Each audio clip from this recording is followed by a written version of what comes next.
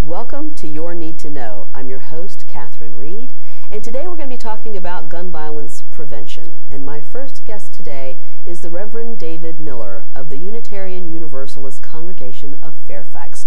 Thank you so much for joining me today. Well, thanks for inviting me. So tell us a little bit about how you came to be at UUCF, which is the shorthand. You know, those of us who are local call it UUCF. Yes, we have many syllables. Yeah. That's right. So it's very long if you don't. But you are fairly new to this congregation, correct? Yeah, I came here 2.5 years ago.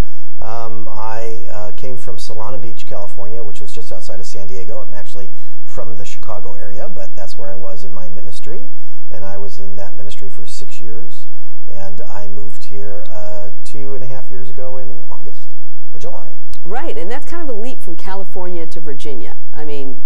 Yes, but I love trees and I love fall. So it's wonderful being here, actually. Well, California is a bit more liberal, yes, I think, than but the UUCF or Unitarian Universalists in the main are kind of different from what other people might consider traditional church communities. Yeah, Unitarianism and Universalism were two different open, progressive Christian denominations at some point in the early, in the 1800s and the 1900s, and it took a turn at some point and became non-Christian denominations, spiritual containers for those who are on a search for truth and meaning.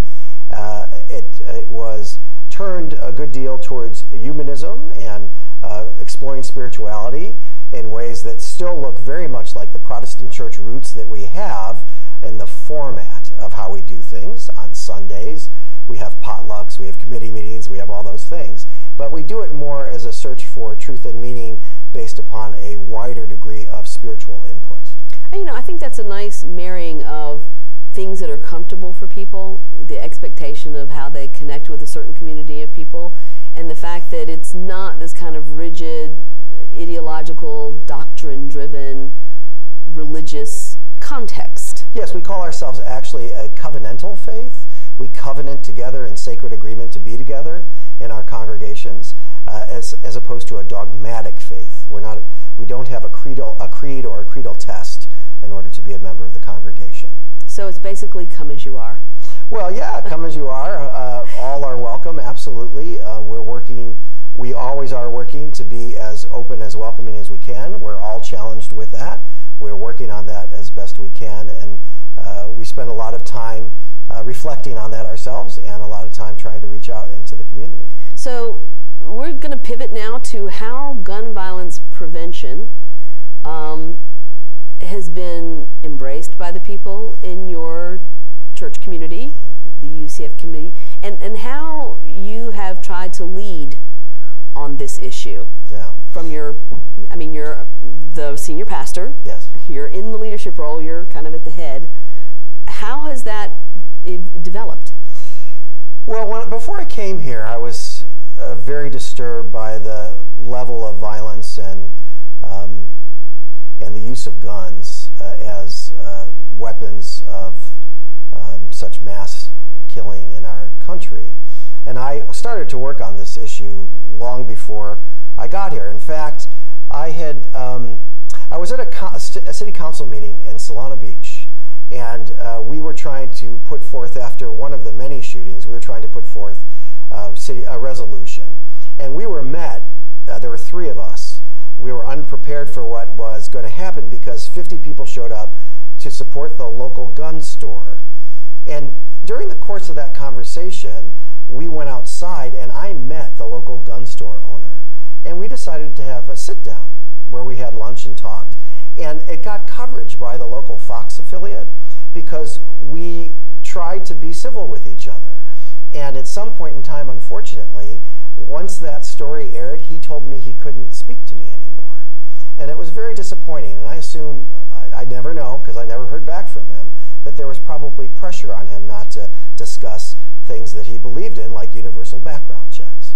And so when I moved here to Virginia, it was a kind of a marriage made in heaven as it relates to gun violence prevention, because my my congregation had voted on a congregational resolution on gun violence prevention before I got here. So the congregation was already They're already there. Very interested and already there. And I, in fact, moved. When I moved here, I didn't realize this, but I moved about a half a mile away from the headquarters of the National Rifle Association. And when the shooting happened at the Oregon Community College, and I can't remember the name of the college, Tampico, I think, I was so disturbed that I had written my sermon, and it was a Saturday night, and I got up in the middle of the night and I rewrote the whole thing. And I felt the responsibility of being the closest Unitarian Universalist minister in the country to the headquarters of the National Rifle Association. Wow. So it was at that moment that I really felt the responsibility, not only based on my congregational support and involvement in what's now 59 protests and witness on the 14th of every month in front of the National Rifle Association and the congregational resolution, but also my own sense of moral responsibility to do something about this as best I could in our community. You know, and it's fascinating to me because there are different contexts in which to look at gun violence prevention. I have tried to raise it as a public health issue. Like 32,000 people, more than 32,000 people a year are killed as a result of gun violence, and this has been for over a decade. Now, if that was a germ, we'd be trying to find a cure. Right. But it's not a germ, it's gun. And so I don't understand people who are like, we should tackle things that are preventable causes of death. And I'm like, gun violence? So this is interesting from an ecumenical standpoint, trying to lead people from another path, what is morally right and what is morally sound as far as speaking with people and trying to convince them. How do you think your congregation feels as far as making progress? Are people frustrated? Are they optimistic that we can still do something, especially in Virginia? Yeah, let me go back for 1 second though to the moral grounding for this. There's something a seminary professor once said to me is that there's something called proof texting. That you can take almost any passage of the Bible that you want, or the Hebrew Bible or the New Testament, and use it to prove your point. But so I think people do that unfortunately all the time on the left and on the right and all that. But I feel that the moral center of all of our major religious traditions is thou shalt not kill. And I feel like, unfortunately, we have broken our religious traditions into political traditions far too often and forgotten the main core messages of moral clarity about religious traditions and the sanctity and divinity of human life. And so my congregation, although we are not a traditionally dogmatic congregation, I believe lives the messages of the core of compassionate faith in ways that unfortunately isn't often seen in institutional religion often of the day. And so there is a movement in my congregation of supporting gun violence prevention, of working to advocate on behalf of candidates who are willing to support safe and sane gun laws. And I think, you know, I don't want to be too blatantly political, but I think the recent election was a good sign that people are fed up with no action and activity on this point, because there have been a couple of very strong gun supporters or NRA supporters who were defeated. So I have hope that there is a future for what we're trying to do, and I believe that that's true because the polls show that the majority of Americans would like to have movement on these issues too. That's what's most perplexing of all, is that, you know, the NRA is completely deaf to the fact that people don't see things like universal background checks as impeding the constitutional right to own weapons. And they're just deaf to that. This really has moved off the charts into something so polarized and political that no one's listening to each other anymore. And I agree with you. I think most Americans do support common sense legislation. Yeah. But, you know, as we well know, common sense is rarely common. Yeah. And so, you know, trying to define that, you know, do you think that with the new makeup of the House, You know, last legislative session it was 66 Republicans, and they voted as a block. Everything was along a party line. But now it looks like we could end up with a 50-50 legislature. Yeah. So do you feel that that's going to create this optimism about how maybe Virginia can turn a corner or reach a different place than we have before? Well, I think Virginia has demonstrated that it is turning a corner. I'm hoping that not only those recently elected, but Republicans with compassionate hearts and Democrats with compassionate hearts can work together. I think that people, I always wonder which mass shooting will turn people's hearts and minds. It's a question all of us keep asking. Yeah. Yeah. And, we've seen some comments that were made after the Las Vegas shooting from people who are pretty traditional, straight down the line gun supporters who have been changing their mind. And I have hope that we both politically and personally and morally will make decisions that will help safe and sane gun laws become a reality. When we're talking about things like high-capacity magazines, people always, when I get into this discussion with people who are very fervent gun supporters, they say, you're trying to take my guns away. And I say, I support the Second Amendment. I know lots of people who don't like guns. I don't particularly like guns. Me either. But that doesn't mean I want to take your guns away. I don't want to take your guns away. I don't like high-capacity magazines. I don't like assault weapons or military-grade weapons. I don't like the fact that there aren't universal background checks, and I don't like the fact that there isn't a better system that supports issues that happened, like in the church shooting in Texas. Domestic violence. Domestic violence that were not reported, and that there's a block of legislation or legislators who want to create legislation that blocks those kinds of things because they're afraid it's going to move to the nth degree. Me and many of the people I know don't want the nth degree. We want safe and sane gun laws, and that's what we're trying to promote. I know, and it protects everybody. Like I said, if this was a germ, we'd be trying to find a cure, but nobody's trying to find a cure to gun violence. So can we expect to see you on Thursday, December the 14th, out in front of the NRA at 10 a.m.? Thursday, December 14th, we are going to have a national clergy interfaith vigil. It's the first time we've ever done that. I already know of about 50 clergy from across the country who are coming, including Reverend Dr. Jackie Lewis from the Middle Collegiate Church in New York, and we've invited Reverend William Barber. We hope he comes, but we're not sure if he can make it yet. Well, thank you so much for being here, and this is what you need to know, so join us after the break where we'll talk to two other people who will be there on December the 14th.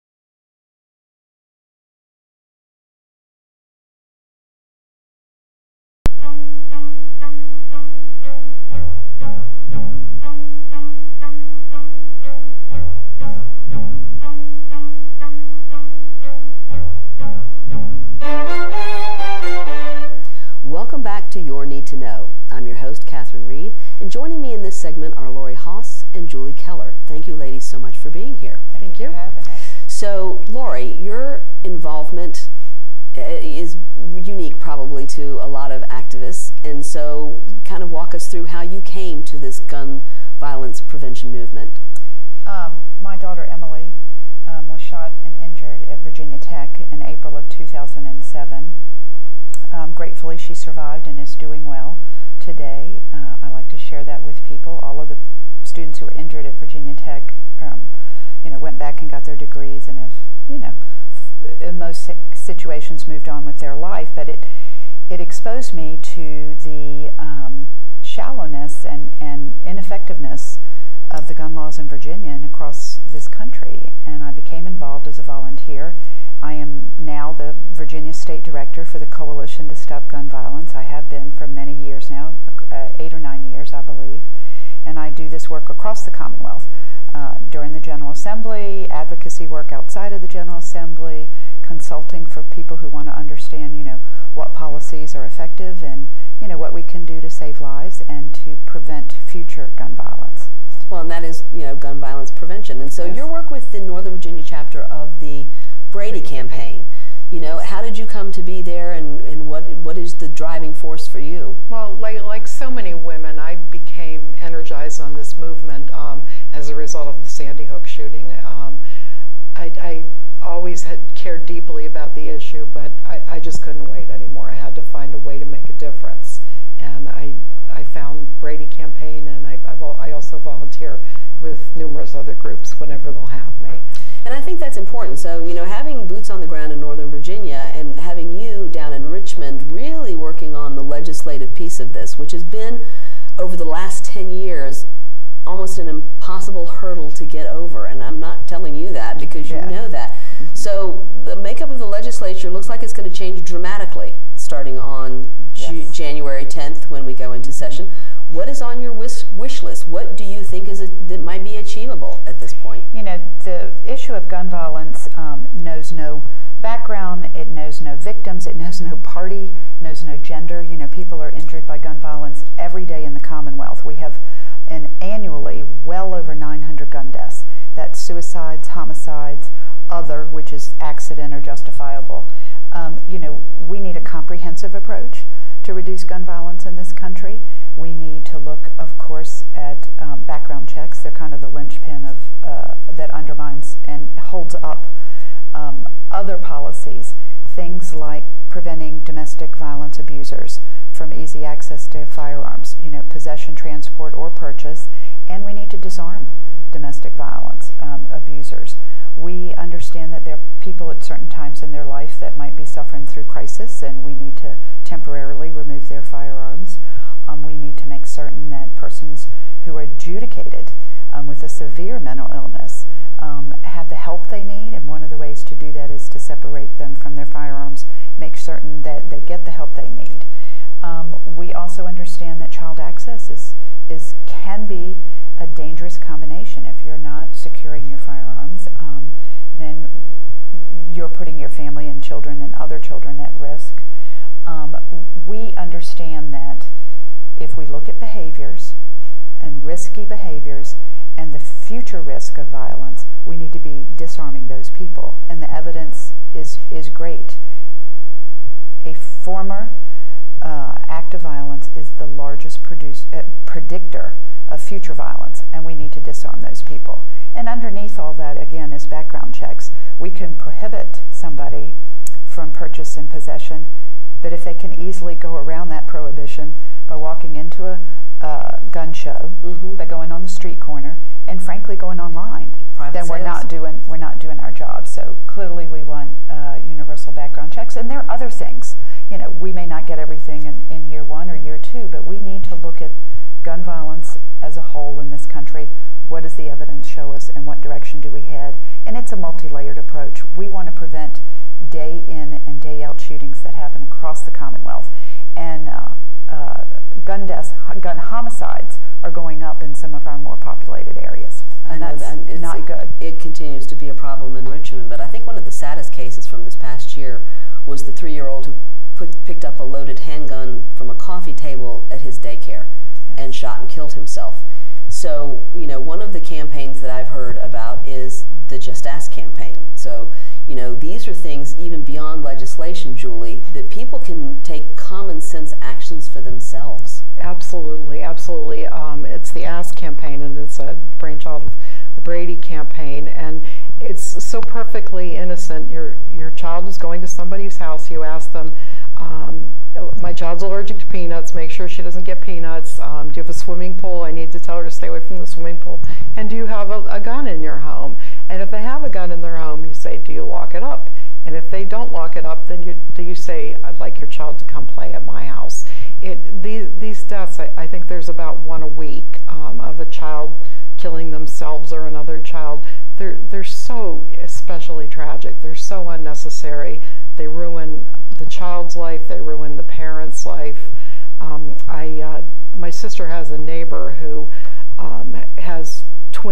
had had twin sons that were 9 years old, and they were left alone in a house with a loaded gun, identical twins, and they were playing, and one of them shot his identical twin in the face and killed him. And he had to live with that for the rest of his life. And it's just so unnecessary. That's the thing that, because I hear those cases, and it's like, how does a family move on? There are so many of these cases where a child accidentally shoots a parent. There was one on Christmas Day where, in a Walmart or something, and a child reached into his mother's handbag and ended up shooting and killing her. And then you hear the backlash from the public. We shouldn't politicize a tragedy. I hear that after Las Vegas, we heard that, after the church shooting. Don't politicize a tragedy. Well, how else do we get legislation put in place? I hear you loud and clear, and, we don't criticize people for politicizing breast cancer or autism or plane crashes, terrorism, all sorts of, issues that we face that are public health problems. So, I frankly resent that comment. I resent that criticism. There's nothing politicizing, overtly politicizing something when you're saying, let's try to do better. Let's do a better job. Let's look at the evidence. In the absence of research by the CDC, which the gun lobby has kind of shrunk, academics have stepped up in a big way, and we're getting a lot more information from academics across the country. There are numerous studies out there, and my organization, the Coalition, we try to translate, research into policy. What does that look like? How is that effective? And I think we can do a good job. We're looking at, again, risk. We know that when you separate someone who's in crisis from their firearms, you can save lives. The suicide problem in this country is frankly rampant. And as we know, firearms are lethal, and the success rate with a firearm is many, many times higher than other means of suicide. And yet, the recidivism rate for a person attempting suicide is very, very low. The suicide is a cry for help. Right. They don't go back and try again.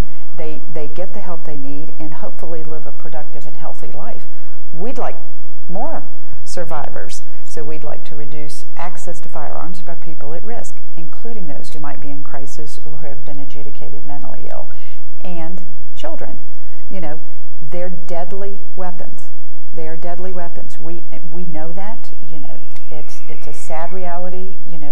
When they're in the wrong hands. So speaking of children, and I want to go back to the fact that the CDC has pretty much been prohibited from collecting data.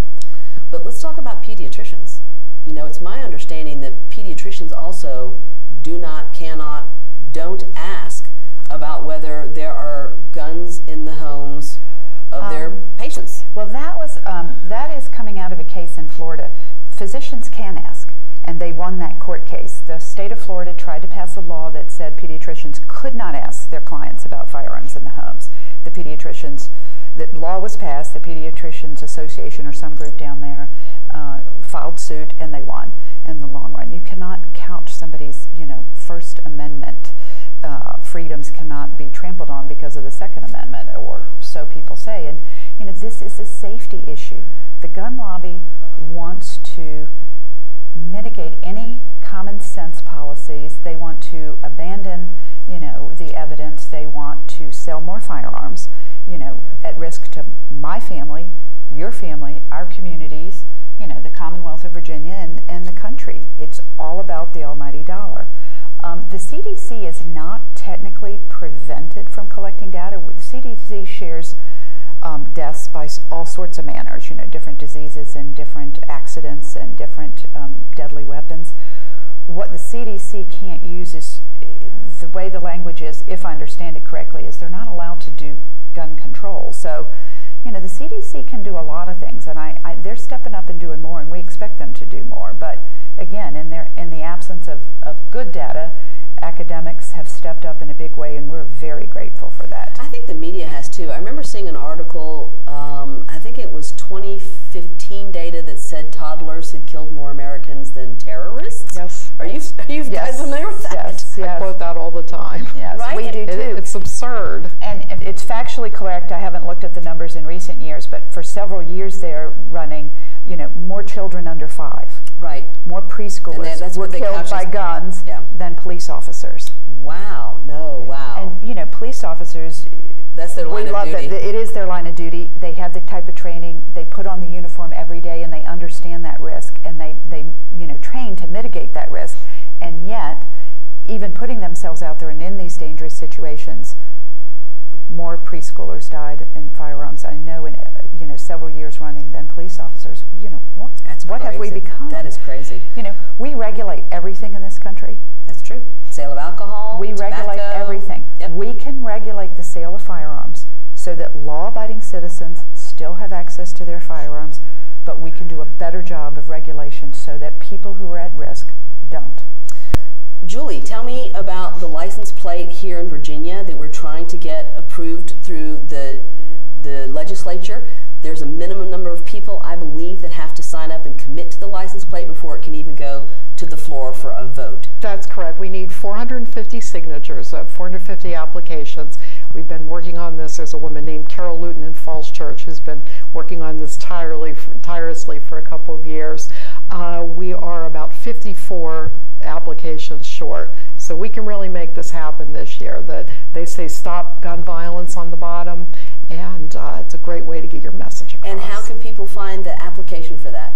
Is it online? Is it on the DMV? Can they reach out to an organization? I believe they can get it through the DMV. And they can also reach out to either of our organizations, and we'll get them the information. Well, to close out the segment, let me ask you, Julie, about the NRA event that is going to be tomorrow, Thursday, December the 14th, starting at 10 a.m. at the NRA. What do people need to know about that? Well, right after the Sandy Hook shooting, which was 5 years ago tomorrow, a local woman named Joanna Simon organized a vigil or a protest outside of the NRA. And it's been going on for every month on the 14th for the last 5 years. On the anniversaries, it tends to be a rather large event. We have a lot of media coverage. We have local politicians and a number of survivors who come, and we'll expect that tomorrow as well. That's fantastic. And thank you, ladies, so much for joining us here. This has been very informative. And this is what you need to know.